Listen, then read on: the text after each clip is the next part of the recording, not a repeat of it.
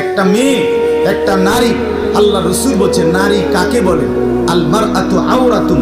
নবীজি বলছেন নারী বলে তাকে ঢেকে থাকে যে, পর্দায় থাকে যে, আবরণের মধ্যে থাকে যে, নিজেকে লুকিয়ে রাখে যে। আল্লাহর কসম তাকেই নবী বলছে নারী বলে। নারী বলে। মহিলা বলে কাকে? যে লুকিয়ে থাকে, আড়ালে থাকে, গোপনে থাকে। আওরাত, আওরাত অর্থ ঢেকে রাখার বিষয়, আওরাত অর্থ গোপন থাকার বিষয়। অতএব যেই নারী বেপর্দা, যেই মেয়ে বেপর্দা, যেই মহিলা বেপর্দা, বেহায়া, চরিত্রহীন, এটা কোনো বেডিও না, বেডির জাতও না। এটা কোনো বেডির জাতও না। এটা বলে তো এটা কি? এটা শোপিস, উপভোগের পণ্য। মানুষ যত কিছু নিয়ে উপভোগ করে, এটাও একটা উপভোগের পণ্য। নারী তাকেই বলে, মহিলা তাকেই বলে যে নিজেকে আড়াল রাখে, যে নিজেকে গোপন রাখে, যে নিজেকে লুকিয়ে রাখে, যে নিজেকে পর্দায় রাখে। আল্লাহ তাআলা আমাদেরকে বুঝার তৌফিক। চলেন এবার তরজমাটা শুনেন, তাইলে কথা শেষ।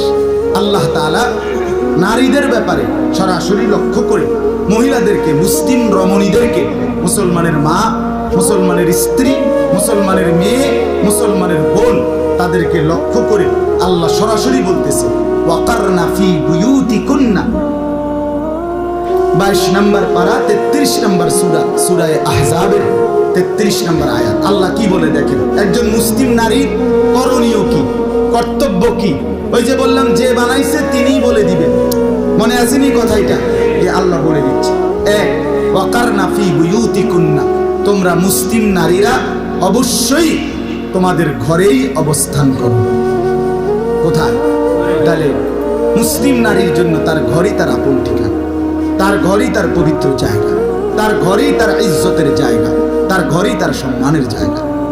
2 নাম্বার, ওয়ালা তাবাররাজনা তাবাররুজাল জাহিলিয়াতিল উলা। আল্লাহ বলেন হে মুসলিম নারীরা, যদি একান্ত কারণ, ঘরে থাকার মানে হলো ঘরের মধ্যে একবার ফেরেক মাইরে লাও না, কথা বোঝেন না, আলমারির ভিতরে রেখে দাও না। অর্থ হলো একান্ত প্রয়োজনে নারী বাইরে যাইতে হবে, কখনো স্বামীর বাড়ি, কখনো বাবার বাড়ি, কখনো হসপিটাল, কখনো পেরেশানি, অথবা এমন কোনো নারী, জ্ঞান অর্জন হোক, দুনিয়ার যেই কোনো বিষয়। আল্লাহ বলেন যদি বিশেষ কোনো যৌক্তিক প্রয়োজনে বাইরে যেতেই হয়, তো আল্লাহ বলেন অজ্ঞ নারীরা, মূর্খ নারীরা যেভাবে বেপর্দা চলে, এইভাবে তোমরা বের হইও না, বের হইও। জাহিল, অজ্ঞ, মূর্খতা যুগের নারীদের মতো সেজে গুজে রঙ্গে ঢঙ্গে বের হইও। এই জন্য মনে রাখবেন, সমস্ত বেপর্দা নারী মূর্খ। সমস্ত বেপর্দা নারী কি বলেন না? মূর্খ, মূর্খ। 3 নাম্বার, আল্লাহ বলেন ওয়া আকিমনাস সালাহ, মুসলিম নারীরা 5 ওয়াক্ত নামাজ আদায় করো। 4 নাম্বার, ওয়া আতিনাস যাকাত, বছর শেষে হিসাব করে যাকাত দাও। 5 নাম্বার, ওয়া আতিউল্লাহ ওয়া রাসূলা, জীবনের সব কাজে, সব বিষয়ে আল্লাহ এবং তার রাসূলের আনুগত্য করো। এখন বলেন তো আপনি, একজন মুসলিম মা, বোন, নারী, মেয়ে, এগুলি যদি ঘরে থাকতে হয়, পর্দা করতে হয়, 5 ওয়াক্ত নামাজ পড়তে হয়, হিসাব করে যাকাত দিতে হয়, আল্লাহ রাসূলের আনুগত্য করতে হয়, তাকে কিছু শিখতে হবে কিনা, জানতে হবে কিনা? তো হে যদি এটা নাই শিখে, তো এটা কোত্থেকে জানে? এই জন্য মুসলিম নারীদেরও তাদের পর্দা ঠিক রেখে, শরীয়ত ঠিক রেখে জ্ঞান অর্জন করা, কোরআন সুন্নাহর ইলম অর্জন করা উচিত। এরপরে আল্লাহ বলেন হে নারীরা, তোমরা আমি আল্লাহ ঘরে রাখতে চাই কেন? প্রশ্ন হলো এটা, আল্লাহকে জিজ্ঞেস করেন আপনি বেরিয়ে ঘরে আটকাচ্ছেন কেন? মহিলারা বাইরে হইতে স্বাভাবিকভাবে পুরুষদের কাঁধে কাঁধ মিলিয়ে বের হতে দিচ্ছেন না কেন? আল্লাহ তাআলা বলেন ইন্নামা ইউরিদুল্লাহু লিইউযহিবা আনকুমুর রিজসা আহলাল বাইতি ওয়া ইউতাহহিরাকুম তাতহীরা। সুবহানাল্লাহ। আল্লাহ বলেন আমি আল্লাহ চাই একজন মুসলিম নারী দ্বারা, মুসলিম রমণী দ্বারা ঘরে রেখে তার সেই ঘরের সকলকে পবিত্র করে দিতে। এক সতী সাধ্বী পর্দানশীল চরিত্রবতী নারী ঘরে থাকবে, তার স্বামীও দিনদার হবে, তার মাও দিনদার হবে, তার বাবাও দিনদার হবে, ছেলেও দিনদার হবে, মেয়েও দিনদার হবে, পুরা ফ্যামিলি ওই নারীর বরকতে আল্লাহওয়ালা হয়েছে। আল্লাহ তাআলা এরপরের আয়াতে বলেন, ওয়াযকুরনা মা ইউতলা ফি বুয়ুতিকুন্না মিন আয়াতিল্লাহি ওয়াল হিকমা। আল্লাহ বলেন, এখন যদি নারীরা প্রশ্ন করে আমি ঘরে বইয়ে কি করব, সারাক্ষণ রান্না বান্না ছাড়া এরপরে কি করবেন? এরপরে আপনি রিমোট হাতে নিবেন আর টেলিভিশন চালাবেন, হিরণমালা চাইবেন আর স্টার জলসা চাইবেন। কথা বুঝছেন কিনা? আল্লাহ বলে না, ওয়াযকুরনা মা ইউতলা ফি বুয়ুতিকুন্না মিন আয়াতিল্লাহি ওয়াল হিকমা। আল্লাহ বলে তোমরা মুসলিম নারীরা তোমাদের সাংসারিক হালাল প্রয়োজন পূরণের পরে তোমাদের ঘরে অবস্থান করাকালীন তোমরা আল্লাহর আয়াত কোরআন এবং হিকমত মানে রাসূলের হাদিস তোমরা পাঠ করবা, তেলাওয়াত করবা, পড়বা, বুঝবা, শুনবা, শুনাইবা, আমল করবা। এখন একেবারে স্বাভাবিক যুক্তির কথা হলো, স্বাভাবিক বিবেকের কথাই হলো, যে জিনিস যিনি বানায় উনি ভালো বলতে পারে এটার ব্যবহার বিধি কি, ওই জিনিসটা কিভাবে চালাইলে, কিভাবে ব্যবহার করলে, কোথায় থাকলে, কোথায় রাখলে, কেমন পরিবেশে রাখলে উপকার হবে, ফায়দা হবে, যথোপযুক্ত উপকার দেবে, এটা বানানেওয়ালাই ভালো বলতে পারে এবং বলে দেয়।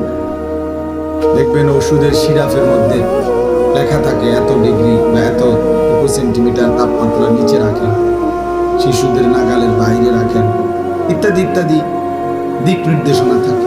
প্রত্যেকটা পণ্যের একটা দিক নির্দেশনা থাকে। তো আমরা যেহেতু এটা বুঝলাম যে আল্লাহ তাআলাই পুরুষের সৃষ্টিকর্তা, আল্লাহ তাআলাই নারীর সৃষ্টিকর্তা, পৃথিবীর সমস্ত মহিলা নারী তাদের সৃষ্টিকর্তা আল্লাহ। অতএব ইনসাফের কথা, যুক্তির কথা এটাই যে আল্লাহ তাআলাই বলে দিবেন যে আমার সৃষ্টি নারী কোথায় থাকবে, কি করবে, কিভাবে থাকবে, এটা আল্লাহ তাআলাই বলে দিবেন। আর আল্লাহ যা বলে দিবেন, বলে দিয়েছেন, এটাই যৌক্তিক, এটাই উচিত, এটাই ইনসাফপূর্ণ, এটাই বাস্তবসম্মত। কিন্তু দুর্ভাগ্য হলো আমরা সংখ্যাগরিষ্ঠ মুসলমান আজকে আমাদের মানসিকতা হলো যে আমরা নারী কিংবা পুরুষ, ঘর কিংবা পরিবার, নিজের ব্যক্তি জীবন কিংবা সব দিক আমরা সাজাইতে চেষ্টা করি দুনিয়াবি কোনো ফাসিক, কোনো কাফের, কোনো নাফরমান, কোনো অবাধ্য, আল্লাহর কোনো দুশ্মন, ইসলামের বিরোধী, কোরআন সুন্নাহর বিরোধী কারো কাছ থেকে। চুল বলেন, মোস বলেন, দাড়ি বলেন, টুপি বলেন, লেবাস বলেন, পোশাক বলেন, ঘর বলেন, বাহির বলেন, নারী বলেন, পুরুষ বলেন, চলা ফেরা, উঠা বসা, সাজগোজ, আচার আচরণ, লেনদেন, পারস্পরিক আচরণ, সবকিছু সর্বান্ত অধিকাংশ সংখ্যাগরিষ্ঠ মুসলমান, শতকরা 99 জন 98 জনেরই ফিকির দুশ্মনদের থেকে গ্রহণ করো, কাফেরদের থেকে গ্রহণ করো। ও টেলিভিশনের নায়িকা থেকে একজন মহিলা নিজের জিন্দিগির সমস্ত সাজগোজ গ্রহণ করে। একটা যুবক মুসলমানের ছেলে, ফুটবলের খেলোয়াড়, ক্রিকেটের খেলোয়াড়, সিনেমার নায়ক, বিজ্ঞাপনের কোনো মডেল, তার কাছ থেকে নিজের জীবনের সাজগোজ, চলাফেরা, কথাবার্তার স্টাইল, হাঁটা চলা, এটা শিখে, এটা দেখে। তাহলে এর চাইতে বড় পতন, অধপতন আর হতে পারে যে আমরা আল্লাহকেও ছেড়ে দিলাম, রাসূলুল্লাহ সাল্লাল্লাহু আলাইহি সাল্লামকেও ছেড়ে দিলাম, ইসলামকেও ছেড়ে দিলাম, আল্লাহর কোরআনকেও ছেড়ে দিলাম, নবীর সুন্নাহকেও ছেড়ে দিলাম। তাহলে আমরা আর মুসলমান কি রইল? আমি যে ভোটার আইডি কার্ডের মধ্যে লিখছি আমার ধর্ম ইসলাম, আমার জন্ম নিবন্ধন সনদের মধ্যে লেখা আছে আমার ধর্ম ইসলাম, আমার পাসপোর্টের মধ্যে লেখা আছে আমার ধর্ম ইসলাম, সেটা কোথায়? সেটা কোথায়? আমার চুলে ইসলাম কোথায়? আমার চেহারায় ইসলাম কোথায়? আমার জিন্দিগির মধ্যে ইসলাম কোথায়? আমার বাজার, ব্যবসা, লেনদেনের মধ্যে ইসলাম কোথায়? আমার ঘর পরিবারের মধ্যে ইসলাম কোথায়? আমার সাজগোজ কাপড় পোশাকের মধ্যে ইসলাম কোথায়? আমার ফ্যামিলির চলাফেরার মধ্যে ইসলাম কোথায়? আমার সারা দিনের কর্মকাণ্ডের মধ্যে আল্লাহ কোথায়, রসুল কোথায়, আখেরাত কোথায়, কোরআন সুন্নাহর অনুসরণ কোথায়? এই সব কিছু বাদ দিয়ে আমি আল্লাহর কাছে মুক্তি পাবো কিভাবে? আখেরাতে নাজাত মিলবে কিভাবে? এটা তো একটা স্বাভাবিক কথা, স্বাভাবিক কথা। আমাদের যে কোনো মানুষের এতটুকু বুঝ, এতটুকু দিমাগ, এতটুকু আকল যদি না থাকে, এদূর যদি কাজ না করে দিমাগে, তো আমি মানুষ কিসে? মানুষ কিসে? এই জন্য আল্লাহ তাআলা কোরআনুল কারীমের মধ্যে বলছেন মানুষ দুই ধরনের। কিছু মানুষ আছে যাদেরকে মূলত মানুষ বলে, দুই পাওয়ালা, আর কিছু আছে দেখতে দুই পাও কিন্তু মূলত ওরা চার পাওয়ালা, চার ঠ্যাংওয়ালা, অর্থাৎ এরা মূলত মানুষরূপী জানোয়ার। কোরআনুল কারীমের মধ্যে আল্লাহ তাআলা স্পষ্ট বলছে, হে নবী, মনের ইচ্ছা মতো, মনের চাহিদা মতো, নিজের খেয়াল খুশি মতো যারা চলে, তার কাছে যা ভালো লাগে, আল্লাহ কি বলছে বাদ দাও, রাসূল কি বলছে বাদ দাও, ইসলাম কি বলছে তো এগুলো তো সব কিছুর মধ্যে হুজুরের টাইম নেন, সব কিছুর মধ্যে কোরআন হাদিস টাইম নেন, সব কিছুর মধ্যে ইসলাম নিয়ে টানাটানি করুন। ইসলাম শান্তির ধর্ম, শান্তিতে রাখে, ইসলাম যাতে শান্তিতে থাকে, বুঝেন না? ইসলামকে শান্তিতে রাখা উনি নিজের মতো করে চলতেছে। এই যে অন্ধত্ব, গোঁড়ামি, অসভ্যতা, মনের ইচ্ছা মতো চলা, আল্লাহ তাআলা বলেন বন্ধু, এই মানুষগুলোর পরিচয় কি? কোরআনে স্পষ্ট আছে। আল্লাহ বলেন আমাকে বাদ দিয়ে, রাসূল আপনাকে বাদ দিয়ে, মনের ইচ্ছা নিয়ে খামখেয়ালি করে যে চলে, আল্লাহ তাআলা বলেন ইনহুম ইল্লা কাল আনআম, এরা আর কিছু নয়, শুধুই জানোয়ার। কোরআনের স্পষ্ট শব্দ। আমি তো প্রতিদিন বলি যে সমস্ত ছেলেরা তোমরা পেশাব করে পানি নাও না, টয়লেট পেপার ব্যবহার করো না, পানি ব্যবহার করো, তোমরা মাঝে মাঝে কুত্তার দিকে চাই, কুত্তার লগে তোমারে একটু মিলাইয়া নিও, যে তোমার সাথে দেখবা দারুণ মিলতা। প্রয়োজনে কুত্তার সাথে একটা সেলফি তুলে একসাথে যে আমরা দুই জানোয়ারকে কেমন দেখায় দেখেন। অসংখ্য মানুষ কমেন্টস করে জানাবে আপনাদের দুই জানোয়ারকে দারুণ দেখাচ্ছে, মানাইছে। একজন টেঙ্গালগিরিয়া মতে, আরেকজন ফানিসারা মতে, দারুণ সেরকম দেখাচ্ছে, দারুণ হয়েছে। অপবিত্র সন্তান যার শরীর নাফা, পেশাব করে পানি নেয় না, এটা মানুষের কোনো কাতারেই পড়ে না, মানুষের কোনো সমাজেই পড়ে না, এটা কোনো কাতারেই না। ভদ্রতার কিচ্ছু নাই, এটা অপদার্থ, অপবিত্র, অপবিত্র। এজন্য এটা বোঝা দরকার। আল্লাহ তাআলা আমাদেরকে মুসলমান বানাইছে। 800 কোটি মানুষের মধ্য থেকে আল্লাহ পছন্দ করে, আমাদের কোনো যোগ্যতা ছাড়া, আমাদের কোনো তদবির ছাড়া আল্লাহ দয়া করে আমাকে মুসলমান মা বাবার ঘরে জন্ম দিয়েছেন, এই তাফালিং আর এই ফালতু কাজ করার জন্য। এজন্য প্রিয় ভাই, নষ্ট হইও না, নষ্ট হইও না, নষ্ট হইও না। সুন্দর এই জিন্দেগি নষ্ট করে দিও না। বুট বাদাম, চা বিস্কিট, মোবাইল, নাচ গান, অস্থির ছবি, বন্ধুদের আড্ডা, এই বারবার চুলের বাহার ইত্যাদি ইত্যাদি, এটা কোনো জীবন না, এটা কোনো সুস্থ স্বাভাবিক জিন্দেগি হতে পারে না, পারে না। এই প্রতিবন্ধী 1 বছরে যে কমপক্ষে 5-6 আইটেমে চুল কাটছে, একবারই স্পষ্ট, যে কোনো ডাক্তার দেখাইলে কইব তে মানসিক প্রতিবন্ধী, কোনো সন্দেহ নেই, তার সিরা বাস্তব, এটা কোনো সন্দেহ নেই। কারণ এর যে তার সিরা, এটা লইয়া কোনো সন্দেহ নেই। কারণ যে পাগল, যে মাতাল, সেই এরম করে, কি করে না করে হে কইতার। আমি আমার মাথার চুল থেকে পায়ের নখ পর্যন্ত যা করি আমি তা জানি, প্রতিটার সাথে আমার কোরআন সুন্নাহর সাথে মিল রেখেই আমল করতে চেষ্টা করি। আমার হিসাব আছে, সনদ আছে। মুসলমান, মুমিন, নেককার, নামাজি, দিনদার প্রত্যেকের চলাফেরার একটা হিসাব আছে। হিসাব ছাড়া, নিয়ন্ত্রণহীন, লাগাম ছাড়া যার জিন্দেগি, তার জীবন মানুষের জীবন নয়, বরং হাইওয়ান, জানোয়ারের জীবন। এটা বোঝা উচিত। বন্ধু, রব্বানা ইন্নাকা তা'লামু মা নুখফি ওয়া মা নু'লিন। ইব্রাহিম আলাইহিস সালাম বলেন, আল্লাহ আমি জানি আপনি আমার গোপন বিষয়গুলো জানেন, আপনি আমার প্রকাশ্য বিষয়গুলো জানেন।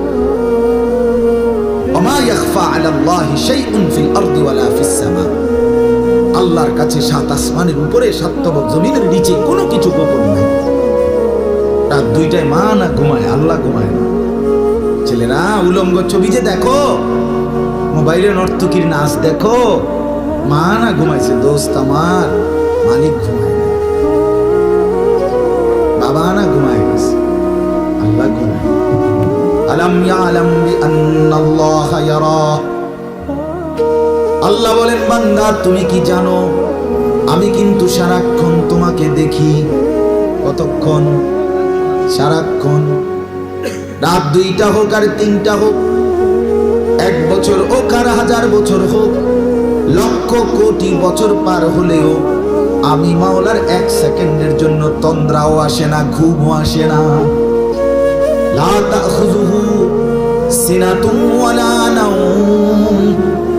আমি আল্লাহর তন্দ্রাও স্পর্শ করে না, ঘুমও স্পর্শ করে না, আমি ঘুমাই না। আল্লাযী ইয়ারাকা হিনা তাকুম ওয়া তাকাল্লুবাকা ফিস সাজিদিন।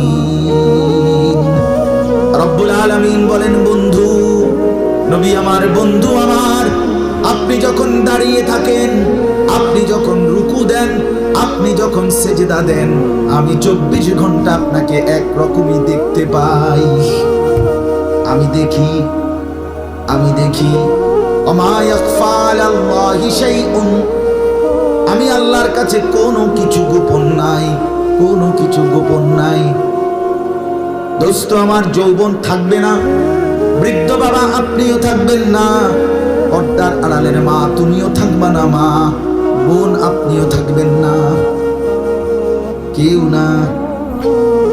আল্লাহ যদি নিরাপদ না রাখে, বান্দার নিরাপদে থাকবার কোনো ক্ষমতা নাই। আছে কি? জি না, না। এই জন্য আমরা প্রত্যেকে, আমি শক্ত বললাম, আঘাত করে বললাম আর কি, হয়তো কিন্তু ভাবা দরকার, পরিবর্তন দরকার। ছেলেদের কাছে অনুরোধ, বাবা, এই সমাজ তোমার কাছে অনেক কিছু চায়, এই জনগোষ্ঠী তোমার কাছে ভালো কিছু চায়। তোমার মা তোমার স্বপ্ন দেখে বড় করছে, তোমার বাবা তোমার একটা স্বপ্ন দেখে বড় করছে। আমার বাবার স্বপ্ন ছিল, আমার 5 ছেলে, আমরা 5 ভাই। আমার আব্বা মা বলতো যে আমাদের স্বপ্ন ছিল 5 ছেলেই আমার বাবার কবরের চারদিকে দাঁড়ায়, 5 ছেলেই আলেম হবে। আলহামদুলিল্লাহ, আমার বাবার 5 ছেলেই আলেম হয়েছে। প্রতিটা বাবার স্বপ্ন থাকে, মার স্বপ্ন থাকে, কোলের বাচ্চাকে মা বড় যত্ন করে দুধ খাবে, এই জিন্দেগি নষ্ট করে দেওয়ার জন্য আজকে 16 বছরে তুমি জীবনটা নষ্ট করে দিবা। এই জন্য মা দুধ খাওয়াই না, এই জন্য বাবা আদর যত্ন করে লালন পালন করে নাই। বিদেশের জমিনে যে সমস্ত লোকরা পড়ে আছে, ওরা বিদেশের মাটিতে 6 বছর, 12 বছর, 16 বছর এত কষ্ট করে কামাই রোজগার করে, কলিজা পানি করে 25 বছর বয়সে নবী সাল্লাল্লাহু আলাইহি সাল্লাম তাকে বিয়ে করছেন। আর নবীজির বয়স যখন 50, তখন খাদিজা রাদিয়াল্লাহু তাআলা আনহা ইন্তেকাল করছেন। তো এই 25টা বছর নবীর যৌবনের মূল সময়ে তিনি ছিলেন নবীজির স্ত্রী, এবং 40 থেকে 50 নবুয়তের এই 10টা বছর পরম যত্নে আল্লাহর নবীকে আগলাইয়া রাখছেন আম্মা জান খাদিজা, নবীজির স্ত্রী। অনেক বেশি সহযোগিতা করছে, নিজের জান মাল নিজের সবটুকু ভালোবাসা সহযোগিতা মক্কায় সবচেয়ে বেশি দিচ্ছেন এই স্ত্রী খাদিজা রাদিয়াল্লাহু তাআলা আনহা। এজন্য আল্লাহও তাকে সম্মান করছেন, কারণ এই গোটা কায়নাতের মধ্যে সর্বপ্রথম কালেমা ওয়ালা এই স্ত্রী খাদিজা রাদিয়াল্লাহু তাআলা আনহা। নবীর হাতে প্রথম কালেমা গ্রহণ করছে, নবীজির দ্বীনের কাজে প্রথম সহযোগিতা করেছেন এই নারী খাদিজা রাদিয়াল্লাহু তাআলা আনহা। এজন্য নারী প্রথম কালেমা গ্রহণকারী, নারী প্রথম দ্বীনের কাজে সহযোগিতাকারী, প্রথম সহযোগিতাকারী। আল্লাহ তাআলা আমাদের নারীদেরকে এমন তৌফিক দান করেন।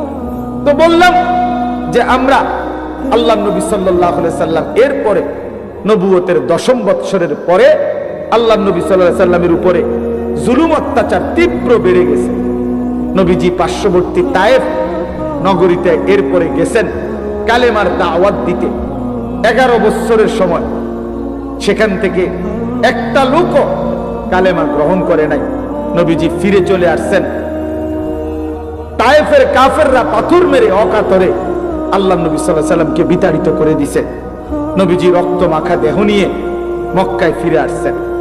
এই সংক্ষেপ কথা হলো, নবীজি যখন তায়েফ থেকে ফিরে আসছে তখন মক্কাবাসী নবীজিকে খুব বেশি বিদ্রুপ করছে যে মুহাম্মদ, আজকে 11টি বছর তুমি আমাদের দ্বারাও নির্যাতিত, আমরাও তোমারে বিতাড়িত করলাম, আবার তুমি তায়েফ গেলা, তায়েফেও কেউ তোমার কালেমা গ্রহণ করলো না, বাচ্চারাও তোমারে শেষ পর্যন্ত পাথর মারলো। এখন তুমি যে বলতেছো তোমার আল্লাহ আছে, আল্লাহ তোমারে ভালোবাসে, আল্লাহ তাআলা তোমারে মহব্বত করে, তোমার ইজ্জত কই, সম্মান কই, কই তোমার আল্লাহ? এইভাবে বিদ্রুপ করলে, ব্যঙ্গ ঠাট্টা মস্কারি করতে লাগছে। তখন আমি শুধু এই কথাটা বলতে চাচ্ছি, তখন আল্লাহ নবী সাল্লাল্লাহু